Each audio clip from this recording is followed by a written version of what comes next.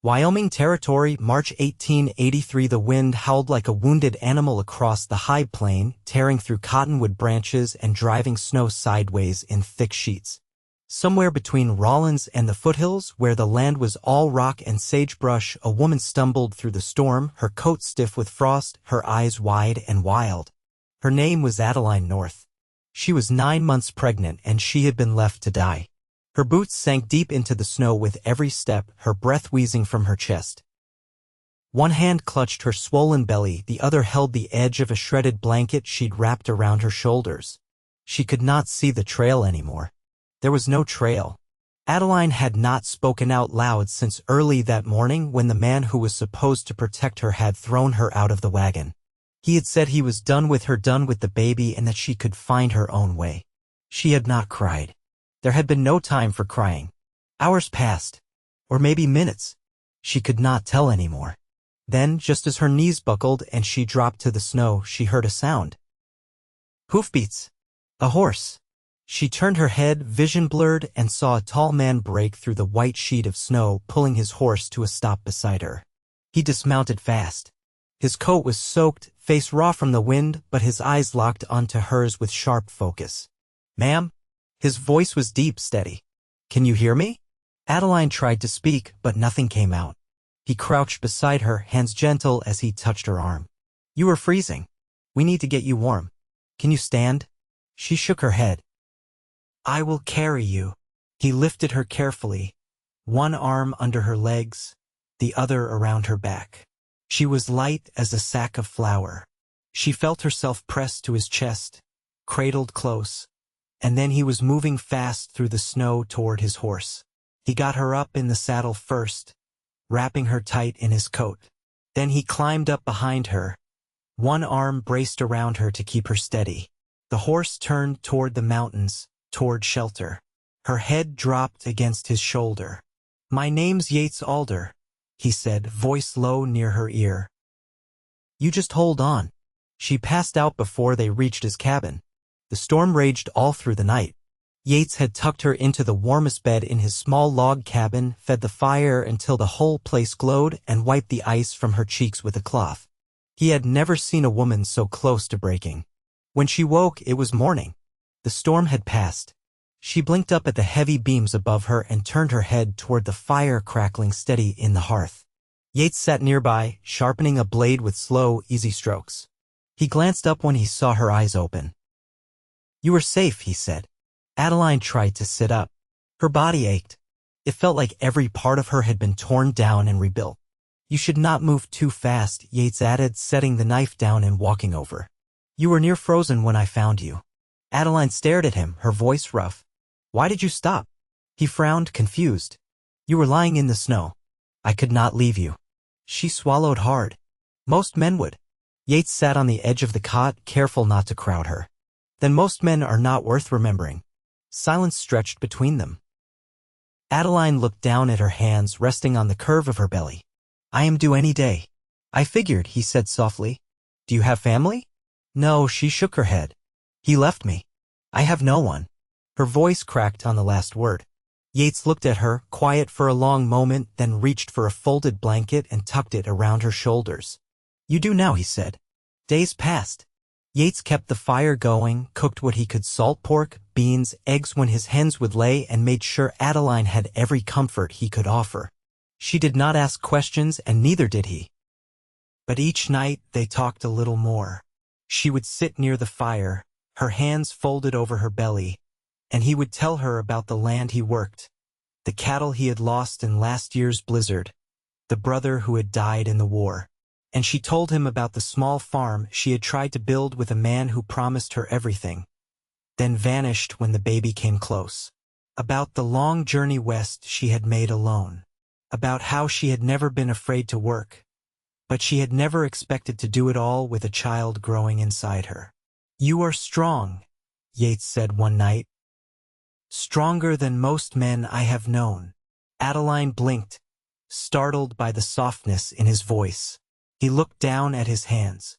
"I saw you in that snow, and I thought if she dies, it will be the worst thing I have ever seen." She swallowed hard, throat tight. "But you stopped." I had to. She reached out, her fingers brushing his. Thank you. He looked up. Their eyes met. There was something between them now. Not just kindness. Not just survival. Something warmer. Something that made her chest ache. 3 nights later, she cried out in pain. Yates was at her side in seconds, helping her to the bed, fetching water and towels, his hands steady even when his heart raced. The baby came fast. A boy. He was small, red, and wailing but strong. Adaline held him close, tears running down her face. Yates stood nearby, silent, watching her with something like awe in his eyes. What will you name him? He asked. She looked down at the baby. Wesley. Yates nodded. He is perfect. Adaline looked up at him. Do you want to hold him? He hesitated, then stepped forward. She placed the child in his arms. Yates held the boy gently, like he was holding something sacred, and then he looked at her. Adaline felt something shift in her chest, something deep and solid. I will stay, she said quietly. If you want me to. Yates did not speak right away. He cradled Wesley close, then looked back at her. I want you to stay for the rest of your life, he said. She smiled, tears slipping down her cheeks. I think I already decided that. By early April, the snow had thinned on the ridges and the cottonwoods near the creek showed the first hints of green. The wind still carried a bite, but it no longer felt like a threat. Adaline stood outside the cabin with Wesley swaddled against her chest, his breath warm on her collarbone. She watched the way sunlight caught on the distant hills, pale gold against the melting drifts. The world was waking up. Behind her, Yates stepped out with a saddle blanket folded under one arm and a strip of jerky in the other. He didn't speak right away, just stood at her side and looked out over the same stretch of land. He quieted fast, he said after a while, nodding to the boy. Adaline adjusted Wesley's weight. He likes the morning. He always did. Even when I was carrying him, he'd move at first light. Yates smiled not wide, but with something firm behind it and handed her the jerky. You eat yet? She shook her head and took it, chewing slowly. You always ask. It's how I was raised. You feed your people first. The wind carried the smell of wet earth and pine. Adaline looked up at him. You ever think about leaving here? Used to, he said. After the war, I figured I'd head south. Texas maybe. But this land held quiet. I needed that. Adaline shifted Wesley to her other arm. Why quiet? Yates's jaw worked before he answered. Too much noise in my head back then. Places where things ended. They kept following me. I came here to forget some of them. She didn't press. He had told her about his brother once, and that had been enough. There were whole lives between the lines of the things he didn't say. Instead, she asked, that barn still hold? Mostly. Needs new rafters before summer. I'll do it once the ground's firm. I could help, she added. You gave birth 2 weeks ago. I'm not glass, Yates. He turned toward her, eyes steady. I know exactly what you are, Adaline. She held his gaze, warmth flickering low in her chest. Then you know I need work to feel right. He nodded once. I'll show you where the boards are. Later that day, while Wesley napped in a box lined with wool near the hearth, Adaline stood with a hammer in hand, sleeves rolled to her elbows, watching Yates lift a beam into place. He moved with the ease of a man who trusted his body, his grip exact, his breath even. You're not speaking, he said without looking down. I'm watching, she replied. He glanced at her then, a sawdust-flecked grin tugging at one corner of his mouth. That good or bad? Just means I'm learning how you work. He wedged the beam into place and stepped back. You think you'll stay long enough to know the rest? She leaned her hip against the barn wall. I already have. That night, after Wesley had been fed and wrapped for sleep, Adaline sat beside Yates near the hearth. She stitched a tear in one of his shirts while he carved a thin strip of pine into a spoon. You ever think about marriage? She asked, not looking up. He paused, knife mid-stroke.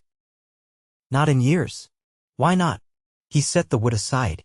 Didn't think I'd be any good at it. And now? He reached for her hand, rough fingers covering hers. Now I think there's someone who already sees what I am. Adaline turned her hand over and laced her fingers with his. I don't want this to stay soft and uncertain forever. It doesn't have to. She nodded, then leaned her head against his shoulder.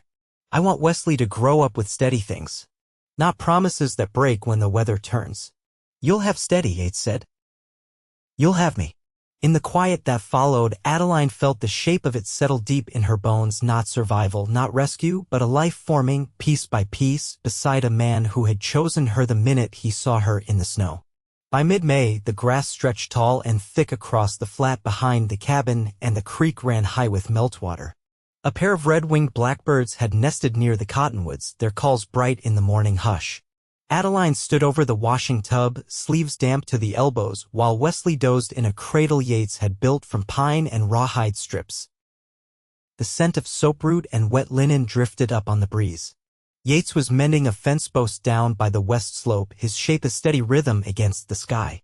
She watched him a moment, then wrung out the last of the water and hung the shirt on the line.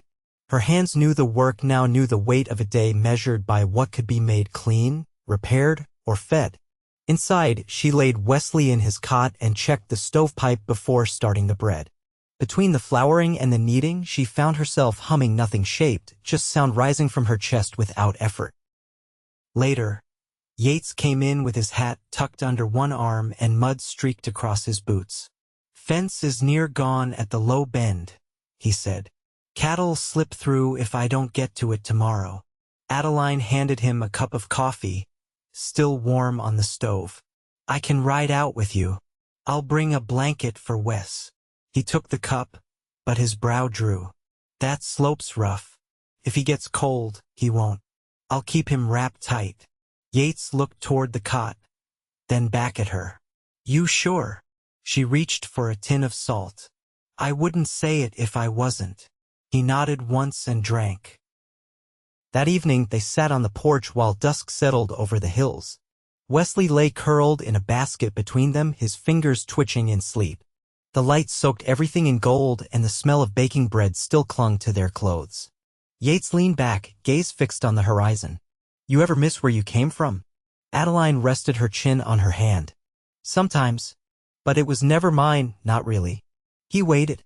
"It was a house built on someone else's promises," she added. "I lived there, but I didn't belong." "I get that." She looked over. "What about you?" "I was born in Missouri," he said. "But my father didn't stay long after my mother died. We moved west till the land looked empty enough." "Did it help?" "No," he said. "But it was quiet." A beetle clicked somewhere under the porch boards. Wesley stirred, then settled again. Adaline's voice dropped. "I think I only started belonging when I stopped chasing what I thought I was supposed to want." Yates turned toward her, the last of the sun catching in his beard. "What do you want now?" She brushed a loose thread from her skirt. "This. A place that holds. A man who doesn't run." He didn't answer, not with words. He reached across the space between them and took her hand, fingers rough and certain. The wind picked up, rustling through the cottonwoods, and Adaline leaned into the hush of it. In the morning, they packed a saddlebag with nails, wire, and hard biscuit. Wesley was bundled in 2 quilts and tucked across Adaline's front, his small face turned to her chest. She rode beside Yates, the horses steady beneath them, the trail soft with spring mud. At the broken section of fence, she tied her mare to a low branch and laid Wesley down on the thickest patch of grass she could find, hemmed in by her shawl. He slept through the hammering, through the lifting of fence rails and the tightening of wire. Yates looked over as he drove the last nail. "You've got away with him." She brushed dirt from her palms. "He knows I won't let anything happen." Yates lifted the hammer again, then stopped. "When you think of what's next, what do you see?" "I see mornings like this," she said. "I see more land cleared. A second cradle, maybe." He set the hammer down slow. "You want more children? If I'm not alone in it." Yates stepped closer. "You'd never be alone again, Adaline. Not as long as I've got breath." She looked up at him, sunlight catching the edge of her cheek. "Then I want whatever this becomes. All of it." He reached for her waist, pulled her to him with a care that said he knew exactly what she'd been through. She laid her head against his chest, and for a long time, neither of them spoke. The land around them stretched wide and open, not empty but full of what they were building, piece by hard-earned piece. The first lamb was born in late May, a pale fleeced ewe with legs too long for her body and a bleat that barely reached the fence line. Adaline found her before Yates did, nestled under the old aspen stump where the flock sometimes scattered at dusk. She crouched low, checked the newborn's breath and eyes, and gently guided her into the crook of her arm. The mother followed close, wary but not wild. Yates was hauling water from the upper spring when she brought them into the pen. She opened the gate with her hip, the lamb pressed snug against her chest. "You see this?" she called. He set the pail down and stepped closer, wiping his hands on his trousers. "Didn't think she'd drop yet." She hid out near the stump. "Smart place, out of wind." He reached for the latch and swung the gate closed behind her. "You think up a name?" Adaline looked down at the lamb's wet nose, the way her hooves trembled when she tried to stand. "Juniper." Yates nodded. "That'll do." That night, with Wesley asleep beside the stove and the wind calm enough to leave the door cracked, they sat outside. Fire coals glowed in a basin of dirt between them, casting long shadows over the porch boards. Yates whittled a slender rod from cottonwood while Adaline stitched a patch into the elbow of one of her old blouses, the fabric gone soft with wear. "You were quiet at supper," he said after a while. She tied off her thread. "I got a letter. From a woman in Nebraska. Knew me from before when I worked the rail camp kitchen." He set the knife aside. "You thinking of writing back?" "I already did. She asked if I made it out west. I told her I made it home." Yates leaned forward, elbows on his knees. "You ever miss that kind of thing? Rail towns, fast days." Adaline shook her head. "Too many strangers. No one stayed long enough to remember your name." He picked up the rod again, running his thumb along the grain. "You think you'll want more of this? Animals, crops, a full house." "If it's with you," she said, "I'd take a dozen lambs and whatever else the land gives us." He set the knife down for good then, reached for her hand. "I started clearing the north slope. There's space enough for another room." "For what?" "Whatever you need it to be." Adaline looked down at their fingers, the calluses on his thumb brushing the back of her hand. "You already built everything I needed." The moon had risen by the time they went inside. Wesley stirred once but settled fast when she picked him up, his face tucked into the curve of her neck. Yates lit the lamp low and pulled the curtain before sitting on the edge of the bed to unlace his boots. "You ever think about what we owe each other?" she asked. He looked over his shoulder. "I don't think of it like debt." "How then?" "Like a promise," he said, voice quiet. "Not given all at once, but every morning, every night." She didn't speak, just stepped beside him and touched the back of his neck, her fingers threading gently into his hair. "Then let's keep it," she said. They undressed without hurry, the lamp flickering low behind the gauze of the curtain. He held her like she was something known, not fragile but rooted, and she didn't flinch when his hand passed over the scar on her side left by a winter too harsh to forget. She looked at him with the steadiness of a woman who'd walked through death and lived anyway. Later, when the fire was down to ash and Wesley breathed soft in his cot, Adaline lay with her back against Yates's chest, his arms slung warm over her waist. "What would you have done if you hadn't found me that day?" she asked. "I'd have kept writing," he said. "But I'd have looked back."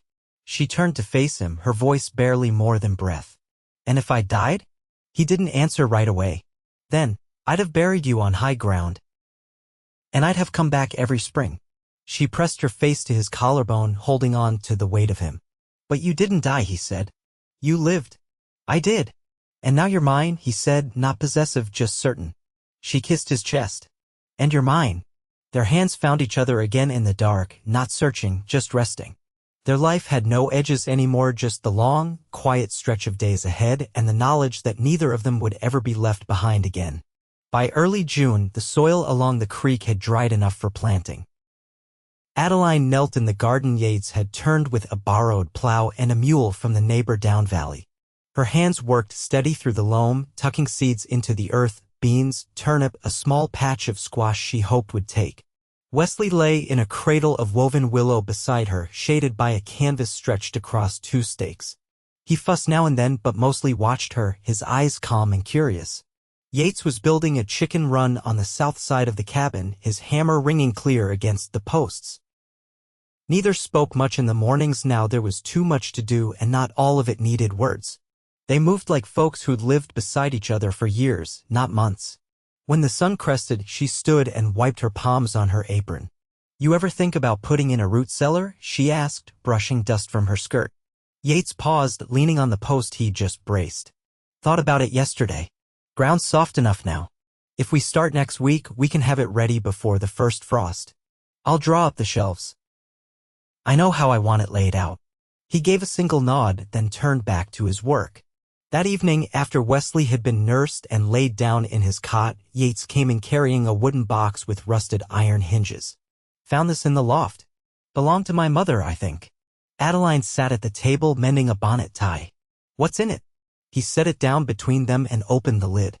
Inside were scraps of cloth, a small mirror with the silver flaking at the edges, and a handful of letters tied with faded twine. He handed her one. "You want to read them?" She hesitated, then untied the knot. The handwriting was tight and careful, ink faded to brown.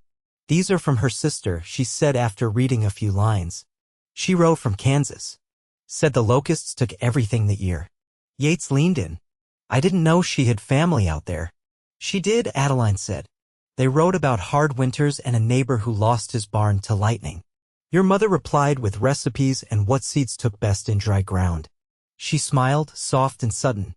"They sound like women who knew how to keep going." He rested his arms on the table. "She would have liked you. I think I would have liked her too."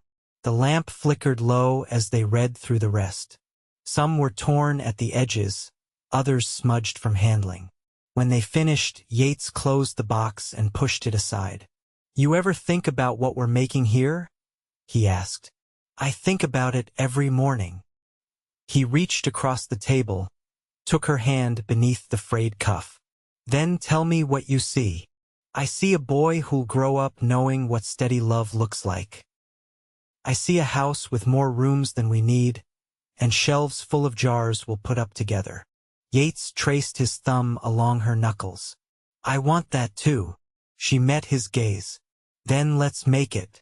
All of it." The next day, a wagon rattled down the trail from the north. Yates recognized the man driving it, Elijah Reed, who worked the land past the ridge. His wife had died the winter before, and he had 2 girls barely grown. He brought linens to trade, and a satchel of letters from the post rider who only came twice a month. Adaline stayed near the doorway while they spoke, Wesley balanced against her hip.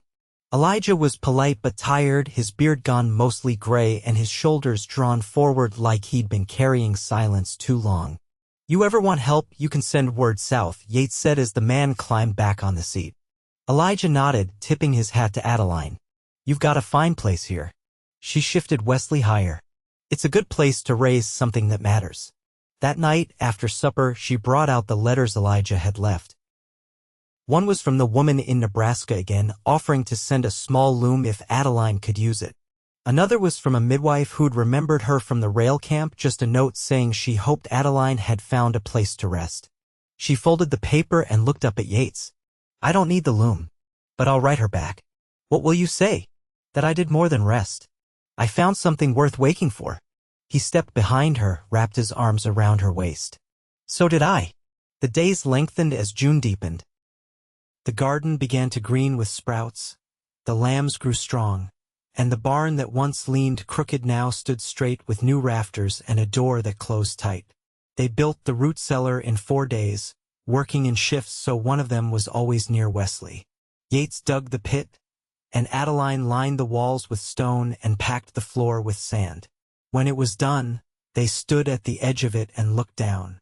"This cellar," she said, "will carry more than food. It'll carry all the days we worked side by side." Yates brushed his hand against hers.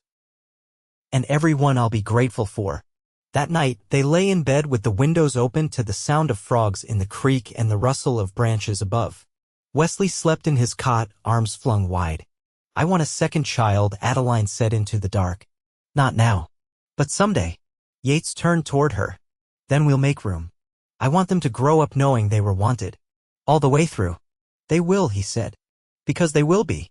She pressed her hand to his chest, feeling the slow, even thrum of his heart. "I didn't think I'd get to have this." "You earned it," he said. "Every piece." She smiled, eyes closed. "So did you." Years later, the garden grew wide and full. They added a second room to the house and painted the door blue because Adaline said it looked like sky. Wesley learned to walk chasing chickens and learned to read sitting on Yates's knee. A second child came, a girl with her mother's eyes and her father's quiet steadiness. Neighbors stopped by more often, bringing preserves or needing help with repairs. Adaline kept a drawer of letters and seeds, and Yates carved toys in the evenings, small horses, a tiny wagon, a rabbit with wheels. Their life was not loud. It did not need to be. It was built on mornings that started with coffee and ended with hands tangled beneath quilts, on work done side by side, on the kind of love that did not ask to be spoken, only lived. And in that quiet, steady place they grew old together, without fear, without loss, with nothing left unspoken and no part of themselves held back. They did not need to be remembered by many.